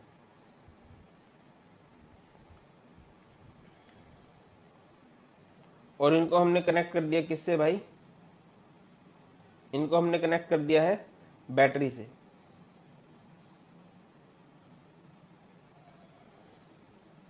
शॉर्टकट बताया था पैनिक, यानी कि ये पॉजिटिव टर्मिनल है तो इसको हम लोग बोलेंगे एनोड, इसको हम लोग बोलेंगे कैथोड, इसमें नेगेटिव चार्ज होगा। मान लो आपने ए बी नाम का इलेक्ट्रोलाइट ले लिया और आपने इसका मोल्टन सॉल्यूशन ले लिया, या एक्वस कोई भी ले सकते, मोल्टन मान लेते हैं हम लोग। तो क्या होगा, इलेक्ट्रोलाइट है तो आयंस में डिसोशिएट होगा बेटा, और आयंस में डिसोशिएट कुछ ऐसे होगा कि इधर जाएंगे आपके नेगेटिव आयंस और इधर जाएंगे आपके पॉजिटिव आयंस। याद रखिए अनायन मूव्स टू, अनायन किधर मूव करते हैं, एनोड की तरफ। अनायन पे नेगेटिव चार्ज होता है, एनोड पर पॉजिटिव चार्ज होता है। कटायन मूव्स टू कैथोड, है ना, कटायन पे पॉजिटिव चार्ज होता है और कैथोड पर नेगेटिव चार्ज होता है, ये होता है। और यहाँ पर जाकर ये डिस्चार्ज हो जाते हैं। डिस्चार्ज मतलब इनका चार्ज खत्म होने लगता है। अगर सॉलिड फॉर्म में है तो ये इधर चिपकेंगे, और अगर गैसेस फॉर्म में है तो ये लिबरेट होंगे, रिलीज होंगे, ये वाला फंडा है। तो अब कोई सब्सटेंस कितना डिपॉजिट होगा किसी भी इलेक्ट्रोड पे या कितना लिबरेट होगा, यहाँ ये बात बताई फैराडे दादा ने। उसके लिए उन्होंने दो लॉ दिए। फर्स्ट लॉ में उन्होंने क्या बोला कि कोई सब्सटेंस कितना डिपॉजिट होगा डिपेंड करता है कि मैं वहां से कितना चार्ज पास करवा रहा हूं।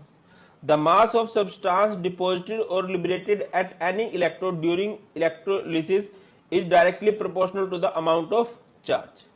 W is proportional to Q, Q मतलब चार्ज। कोई भी सब्सटेंस कितना डिपॉजिट होगा जितना चार्ज। जैसे शायद आप लोगों ने खेत देखे होंगे, सबने खेतों में हम पानी डालते हैं।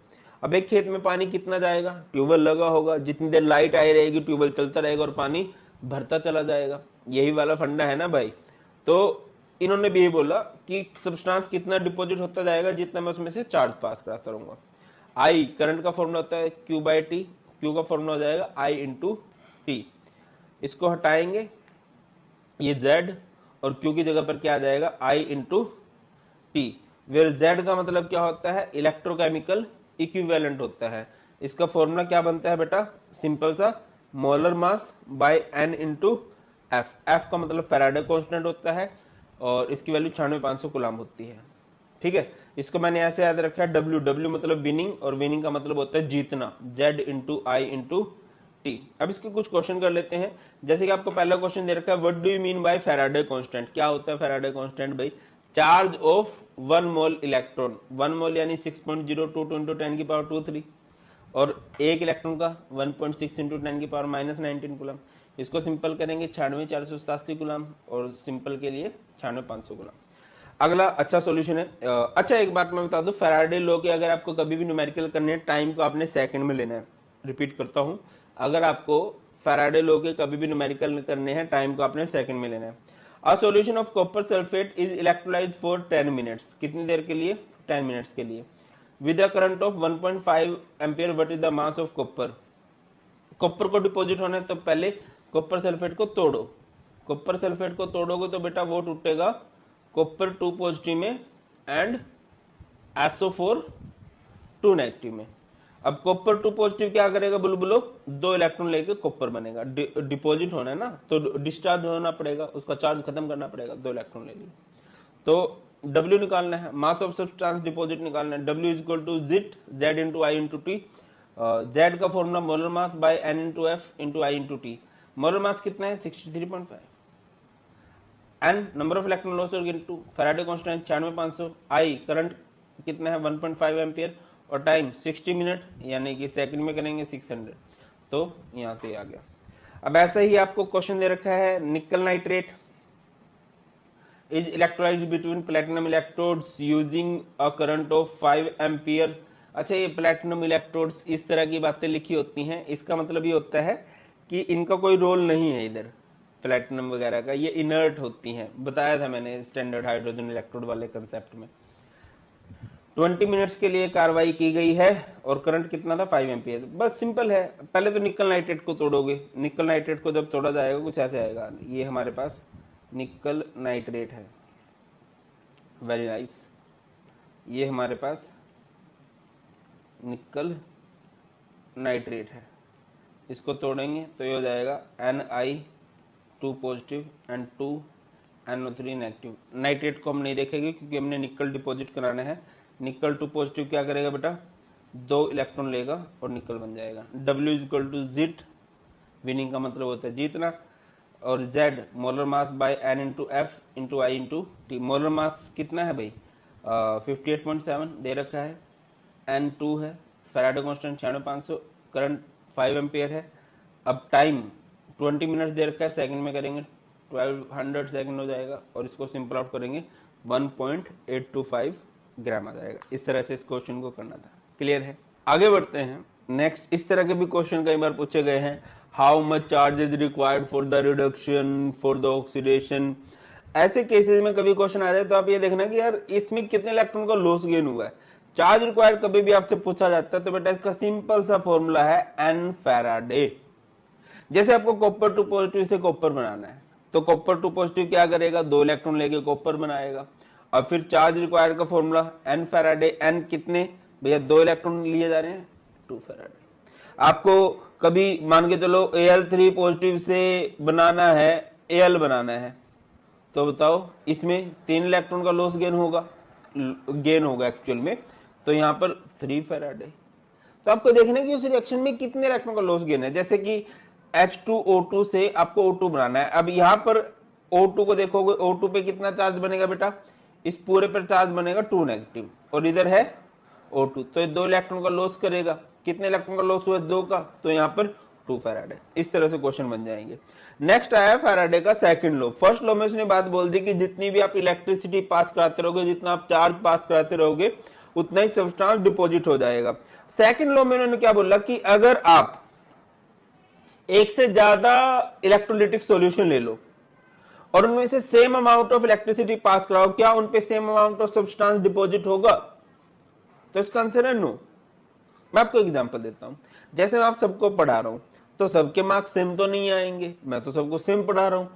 यहां पर आपकी खुद की कैपेसिटी भी मैटर करेगी कि आपकी खुद की कैपेसिटी कितनी है, खुद की राइटिंग कितनी अच्छी है, खुद कितना मेहनत कर रहे हो।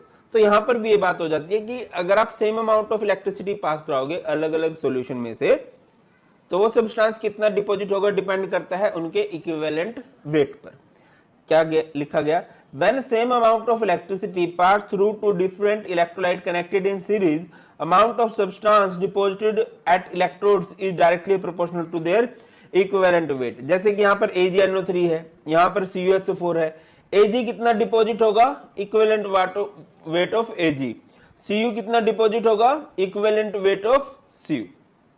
क्लियर है? इससे रिलेटेड न्यूमेरिकल कई सारे बन सकते हैं, सिंपल से बनते हैं, बस थोड़ा सा सोचना। क्वेश्चन है, a steady current of 2 ampere was passed through two electrolytic cell X and Y connected in series containing electrolytes FeSO4 and ZnSO4। FeSO4 है एंड ZnSO4 है। अब डिपॉजिट होना है तो Fe को आयंस में टूटना पड़ेगा, Fe2 पॉजिटिव बनेगा और Zn2 पॉजिटिव बनेगा। और कितना आयरन डिपॉजिट हो गया, 2.8 gram of Fe deposited. How long did the current flow, calculate the mass of zinc deposited. अब सिंपल है, कैसे? अब आपको पता है मास डिपॉजिट होने का फॉर्मूला क्या है, Z इलेक्ट्रोकेमिकल इक्विवेलेंट। फॉर्मूला क्या बनता है, molar mass by N into F into I into T। अब मोलर मास कितना है ब्रो, अब हमने टाइम निकालना है, तो हमें पता है कि मास तो कितना डिपॉजिट हुआ है, 2.8। आयरन का 2.8 ही तो डिपॉजिट हुआ है। मोलर मास इसका 56 होता है, 296500। आई कितना करंट पास कराया गया बेटा, 2 एम्पियर ऑफ करंट पास कराया गया। टाइम हमें निकालना ही है, तो टाइम यहां से 4825 आ जाएगा। अब बेटा जी आपको ये निकालना है कि वो कितना डिपॉजिट हुआ, आयरन जिंक कितना डिपॉजिट हुआ। वो कैसे निकाल सकते हो, मास ऑफ जिंक डिपॉजिटेड कितना डिपॉजिट होगा, इक्विवेलेंट मास ऑफ आयरन जितना, जिंक कितना डिपॉजिट होगा, इक्विवेलेंट मास ऑफ जिंक जितना। अब आयरन कितना डिपॉजिट हुआ है, 2.8 ग्राम। इक्विवेलेंट वेट कैसे निकाला जाता है बेटा, मोलर मास बाय में चार्ज ऑफ द आयरन, इस तरह से। तो इसका इक्विवेलेंट मास आया 28। आपको जिंक का निकालना है, जिंक का इक्विवेलेंट मास कितना आएगा, उसका मोलर मास जो कि 65 है बाय में 2, क्योंकि इस पे 2 पॉजिटिव ही चार्ज था ना, तो बस यहां से आंसर आ जाएगा। आगे मूव करते हैं, बैटरीज की बात करते हैं। कमर्शियल बैटरीज इनको बोलते हैं क्योंकि इनमें हम कम इन्वेस्टमेंट करके इनसे ज्यादा फायदा लिया जाता है। These are the sources of electrical energy which may have one or more cell connected in series. Good quality battery should be light, compact and its voltage should not vary during its use. इसकी voltage को vary नहीं करना चाहिए। तो generation के base पे 3 batteries हैं, primary, secondary, fuel cell. Primary जो सबसे पहले बनी थी नॉन रिचार्जेबल होती है, सेकेंडरी जो बाद में बनी रिचार्जेबल है, और फ्यूल सेल जिसमें इलेक्ट्रिसिटी प्रोड्यूस की जाती है by the combustion of fuel. Primary batteries की अगर मैं एग्जांपल की बात करूं, जैसे रेडियो में सेल यूज होते हैं उसे हम ड्राई सेल बोलते हैं। अच्छा, प्राइमरी बैटरीज किसे कहा जाता है? The reaction occur only once and after use over a period of time battery becomes dead and can't be reuse again. तो यहां पर आपको सेटअप दिखाई दे रहा होगा, ये ड्राई सेल है, इसको ली लैंके सेल भी बोलते हैं, लेक लैंके सेल, शायद मेरी प्रोनाउंसिएशन ऐसी ही है, माफ कर देना, वैसे तो सही बोल रहा होगा। इसमें सबसे पहले बाहर की तरफ एक जिंक का कंटेनर होता है, जिंक का वेसल होता है, अंदर एक ग्रेफाइट की रोड होती है, इसके अंदर सॉल्यूशन भरा गया है किसका? अमोनियम क्लोराइड, जिंक क्लोराइड का, और इसके सराउंडिंग में जो हमारे पास ग्रेफाइट की रोड है MnO2 प्लस कार्बन, है ना। This cell consist of zinc rod, zinc rod नहीं आएगा, जिंक वेसल आएगा, क्षमा, greatest hero. Vessel act as anode and cathode is carbon rod which is surrounded by powdered MnO2। बेटा reaction थोड़ी याद करें ना, एनोड पर जिंक 2 इलेक्ट्रॉन देगा, Zn2 पॉजिटिव बनेगा, कैथोड पर MnO2 अमोनियम है और 2 इलेक्ट्रॉन गेन होके ये सारा हिसाब किताब बनेगा। और इसकी वोल्टेज जो है वेरी करती है 1.35 वोल्ट से 1.5 वोल्टेज के बीच में, इसी वजह से इसको इतना अच्छा नहीं माना जाता, 1.3 से 1.5 वोल्टेज। इसके बाद मर्करी सेल होता है जिसको हम बटन सेल भी बोलते हैं, बहुत ही कॉम्पैक्ट सा सेल होता है ना। घड़ियों के अंदर इसका यूज किया जाता है, जिसके अंदर आपने ये बाहर की तरफ तो क्या है, इसके अंदर भी जिंक का वेसल है। इसके अंदर पेस्ट आप लोगों ने किसका लिया है? HgO का एंड KOH का। एनोड पर क्या होगा बेटा? जिंक 2 इलेक्ट्रॉन देगा, 2OH नेगेटिव के साथ जुड़ के ZnOH2 बनाएगा। रिएक्शन याद रख लेना, मैं इसको डिटेल में नहीं समझा रहा हूँ, बाकी मैं कोशिश करूंगा एक दिन जरूर समझा दूं, है ना। 15-20 दिन, महीने में एक वीडियो में जरूर डाल लूंगा, रिएक्शन को बहुत डिटेल में, बहुत आराम से, शिद्दत से समझा दूंगा। अभी के लिए तुम लोग ऐसे याद रख लो। कैथोड पर क्या होगा? HgO, H2O, ये वाला H2O, ये 2 इलेक्ट्रॉन, ठीक है। अब इस रिएक्शन को जोड़ेंगे 2OH नेगेटिव से 2OH नेगेटिव, H2O, 2 इलेक्ट्रॉन से कैंसिल, तो ये आएगा। ये जो सेल है ये नॉन आयनिक है, it remains constant as the overall cell reaction have no ions are involve in this solution. So इस वजह से लंबे टाइम तक चलते हैं। वॉचेस के अंदर यूज किया जाता है, हियरिंग एड्स के अंदर, टॉयज के अंदर इसका यूज किया जाता है। इसके बाद सेकेंडरी बैटरीज आती हैं जो क्या होती हैं? रिचार्जेबल होती हैं और उनको लंबे टाइम तक यूज किया जा सकता है। बहुत सारे एग्जांपल है, जैसे हमारे फोन की बैटरी है, लिथियम आयन बैटरी बोलते हैं। हमारे घरों में जो बैटरी यूज होती है बेटा उसे लेड स्टोरेज बैटरी बोलते हैं। मोबाइल कैमरा की जो बैटरीज होती हैं उसे निकल कैडमियम बैटरी बोल सकते हैं। तो ये हमारे पास सेटअप है बेटा, ये लेड स्टोरेज बैटरी का सेटअप है कि एक कंटेनर है प्लास्टिक का, इधर 6 इलेक्ट्रोड है जिनमें से 3 लेड की हैं और 3 लेड ऑक्साइड की हैं। लेड पर ऑक्सीडेशन होगी, एनोड की तरह काम करेगी, लेड ऑक्साइड पर रिडक्शन होगी, कैथोड की तरह काम करेगी। हर एक जो ये सेल है वोल्टेज सेल, ये 2 वोल्टेज का करंट देता है, तो पूरा हमें 12 वोल्ट का करंट मिलता है। 2 तरह से रिएक्शन होती है, एक होती है ड्यूरिंग डिस्चार्जिंग, एक होती है ड्यूरिंग रिचार्जिंग। इसके अंदर आपने इलेक्ट्रोलिटिक सॉल्यूशन लिया है किसका? डाइल्यूट H2SO4 का। एट एनोड क्या होगा? Pb 2 इलेक्ट्रॉन देगा, SO4 2 नेगेटिव के साथ PbSO4 बनेगा। एट कैथोड क्या होगा? PbO2 SO4 2 negative plus 4H positive plus 2 electron, ये क्या बन जाएगा? PbSO4 2H2। ठीक है बेटा। इसके बाद हमारे पास फ्यूल सेल है। Fuel cell most advance cell इनको बोला जाता है क्योंकि इनका अभी तक कॉमन लाइफ में यूज नहीं होने लगा है। अभी तक इनका यूज किया गया है अपोलो स्पेस प्रोग्राम के अंदर, और बात बोला जाता है कि गूगल के अंदर, एप्पल जैसी कंपनीज भी इलेक्ट्रिसिटी की प्रोडक्शन के लिए इनका यूज करती हैं। ठीक है, ये हमारे पास एक सेटअप है बेटा, है ना। और इसमें क्या है, एक तरफ से हाइड्रोजन गैस जाती है, एक तरफ से ऑक्सीजन गैस जाती है। यहाँ पर ये रोड्स लगी हुई हैं, एक कार्बन की है, पोरस कार्बन इलेक्ट्रोड्स हैं जिनके अंदर हल्के हल्के होल्स हैं, यहीं से बबल्स करती हैं हाइड्रोजन एंड ऑक्सीजन गैस। यहाँ पर सॉल्यूशन लिया गया है डाइल्यूट NaOH, KOH लिया जा सकता है। इस रिएक्शन को स्पीड अप करने के लिए यहाँ पर कैटलिस्ट यूज किया जा सकता है, निकल, प्लेटिनम, पैलेडियम में से कोई भी। ठीक है, इट इज हाईली एफिशिएंट। 70% जो है रिएक्टेंट से प्रोडक्ट बनती है, एनर्जी बनती है, और 30% जो होता है उससे साइड प्रोडक्ट बनता है, वाटर। तो इसको फ्यूचरिस्टिक सेल इसलिए बोला जाता है क्योंकि हमारे पास जितने भी अभी तक सोर्सेज हैं इलेक्ट्रिसिटी को प्रोड्यूस करने के, उन सब से पोल्यूशन बनता है, बट इससे कोई भी पोल्यूशन नहीं बनता क्योंकि इसका साइड प्रोडक्ट ही वाटर, और इसकी एफिशिएंसी बहुत ज्यादा है। लाइक हमारे पास थर्मल पावर प्लांट होते हैं जो कोयले वगैरह से बिजली बनाते हैं, उसमें 40% एफिशिएंसी है, 60% से पोल्यूशन फैलता है इतना ज्यादा, है ना। मतलब अब मैं तुम्हें ज्ञान नहीं दूंगा कि यार हम अपनी फ्यूचर जनरेशन के लिए कुछ भी छोड़ के नहीं जा रहे हैं, जो कि सच है, सच है। हम मतलब जिनके हाथों में भी बागडोर है, हम तो कोशिश करते हैं कि हाँ पेड़ पौधे लगाए जाएं। चलो ये है भाई। और तो क्या ये कैथोड पर क्या होगी, रिडक्शन होगी O2, पहले तो ऑक्सीडेशन होनी चाहिए, एनोड 2H2 4 इलेक्ट्रॉन देगा, 4 OH नेगेटिव के साथ वाटर बन जाएगा। इन 4 वाटर में से 2 वाटर के मॉलिक्यूल बिजली बनाने में काम आ जाएंगे O2 के साथ जुड़ के, 4 OH नेगेटिव। ये रिएक्शन होती है 2H2 plus O2 gives 2H2O। एक है कोरूजन। कोरूजन का मतलब होता है किसी भी मेटल का धीरे धीरे खत्म होना। ये बात हमने थोड़ी देर पहले ही पढ़ी है कि जो मेटल्स होती हैं वो एक्टिव होती हैं, वो इलेक्ट्रॉन देना पसंद करती हैं, तो धीरे धीरे धीरे धीरे वो खत्म होने लगती हैं। ठीक है, और वो खत्म क्यों होते हैं, क्योंकि हमारे एटमॉस्फेयर में बहुत सारी गैसेज ऐसी हैं जिनको कॉन्टिन्यूसली इलेक्ट्रॉन चाहिए। मेटल देने के लिए तैयार है, वो लेने के लिए तैयार है, बस खत्म कर देंगे मेटल को। और गोल्ड इजीली इलेक्ट्रॉन नहीं देता, दैट्स वाई उसकी वैल्यू बहुत ज्यादा है। क्लियर है। The eating away of a metal by atmospheric gases, moisture etcetera is called corrosion. Silver जो है ब्लैक हो जाता है क्योंकि सिल्वर सल्फाइड बन रहा है। अच्छा, एक होता है रस्टिंग। रस्टिंग वर्ड यूज किया जाता है for iron only. Corrosion word use किया जाता है हर एक मेटल के लिए, कि हर एक मेटल धीरे धीरे खत्म हो रही है, इसको कोरिजन बोलते हैं। Copper turns green due to the formation of a basic layer of copper hydroxide and copper carbonate. Rusting of iron, the formation of reddish brown, iron के ऊपर रेडिश ब्राउन लेयर बनती है, इसे बोलते हैं hydrated ferric oxide Fe2O3 XH2O। कौन कौन से फैक्टर जो इफेक्ट करते हैं, presence of impurities in metal, अगर किसी मेटल में ज्यादा इंप्योरिटीज होंगी वो जल्दी खराब होगी।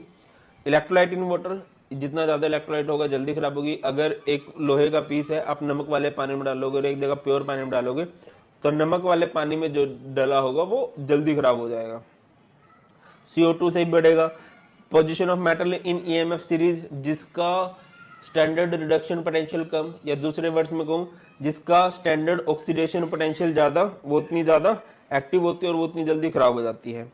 प्रोटेक्टिव कोटिंग, प्रोटेक्टिव कोटिंग बचाएगी। प्रोटेक्टिव कोटिंग में barrier protection, sacrificial protection, cathodic protection using anti rusting solution, anti rust solution, समझते हो। मतलब उसके ऊपर पेंट, ऑयल, ग्रीस वगैरह चढ़ा देंगे, या फिर कोई ज्यादा एक्टिव मेटल लाइक जिंक, तो वो उसकी जगह पर इलेक्ट्रॉन दे देते हैं और इस तरह से हम उसको बचा सकते हैं।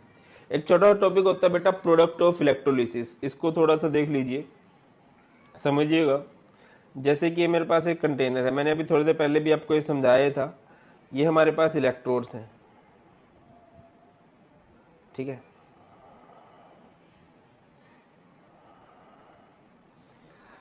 और यहां पर मैंने क्या कर दिया, बैटरी लगा दी, और यहां पर आपने सॉल्यूशन ले लिया, कोई भी सॉल्यूशन ले लिया। मैं पहले बोल रहा हूं कि हमने NaCl ले लिया।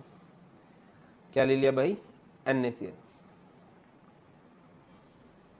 तो क्या होगा, ये डिसोशिएट हो जाएगा। अच्छा, ये पॉजिटिव है, इसे बोलते हैं एनोड,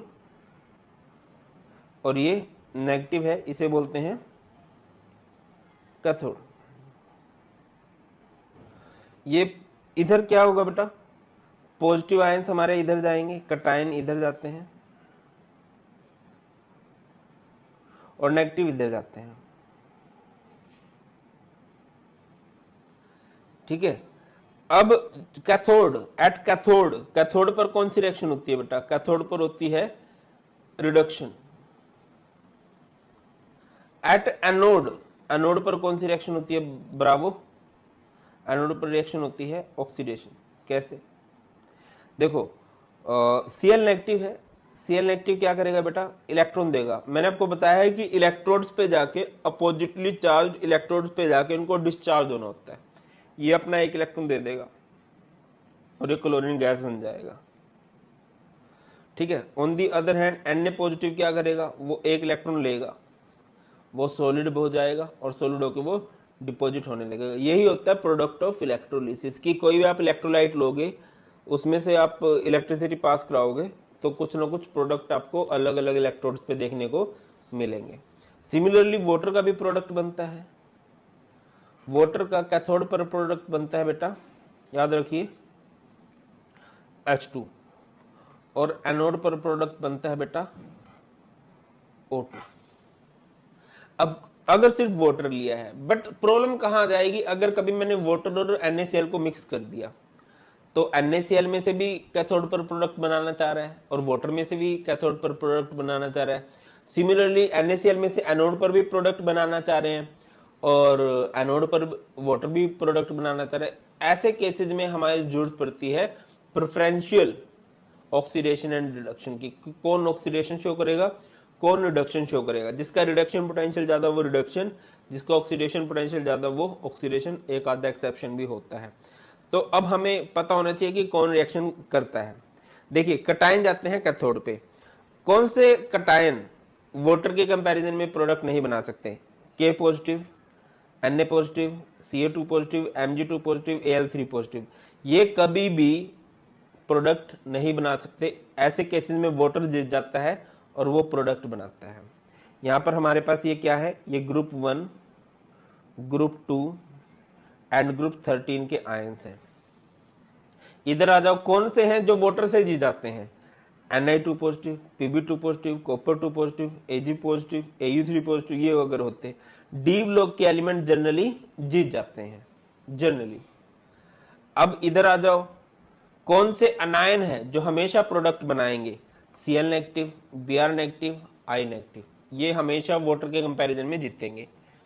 और ये SO4 negative, NO3 negative, CO3 2 negative, F negative, ये कभी नहीं जीत सकते। ऐसे केसेस में हमेशा कौन जीतेगा, वाटर जीतेगा और ऑक्सीजन बनाएगा एनोड पे। सर बात समझ में नहीं आई, समझाता हूं। जैसे कि एक्वस NaCl है, एक्वस NaCl है यानी कि Na पॉजिटिव है, H पॉजिटिव है, कहां पर जाने के लिए, कैथोड पर जाने के लिए। और यहां से Cl नेगेटिव है, OH नेगेटिव है, कहां पर जाने के लिए, एनोड पर जाने के लिए। अब बताइए Na पॉजिटिव में से और H पॉजिटिव में से कौन जीतेगा, H positive is from water, तो Na पॉजिटिव नहीं जीत सकता। ऐसे केसेस में वाटर जीतता है, तो हाइड्रोजन बनेगा एट कैथोड।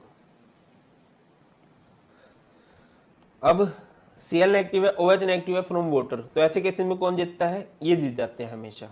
तो यहां पर बनेगा Cl2 एट एनोड। ये है बेटा, देखना है कि कौन जीतेगा। मैंने आपको बता दिया इन केसेस में हमेशा वाटर जीतेगा, तो प्रोडक्ट बनेगा H2 एट कैथोड। यहां पर यही जीतेंगे तो अपना अपना प्रोडक्ट बनाएंगे। इन केसेस में आ जाओ, Cl negative, Br negative, I negative, ये जीतते हैं तो प्रोडक्ट बनता है इनका, और इनके कंपैरिजन में हमेशा वाटर जीतता है तो प्रोडक्ट बनता है इनका। तो यह है बेटा जी आपका सिंपल सा इलेक्ट्रोकेमिस्ट्री। कोशिश की है आपको बहुत अच्छे से समझाने की। स्टिल आपके कुछ भी डाउट हो आप लोग डिटेल वन शॉट देख सकते हो, फिर भी कुछ डाउट रह जाता है आप कमेंट सेक्शन में बता सकते हो। प्रॉमिस करता हूँ बहुत जल्द आपकी प्रॉब्लम से रिलेटेड वीडियो बना दूंगा। That's all in this video. बहुत जल्द मिलते हैं। और इस लेक्चर के नोट्स आपको मिलेंगे टेलीग्राम चैनल जो कि भारत पंचाल सर के नाम से है, और प्रीमियम नोट्स मिलेंगे आपको हमारी वेबसाइट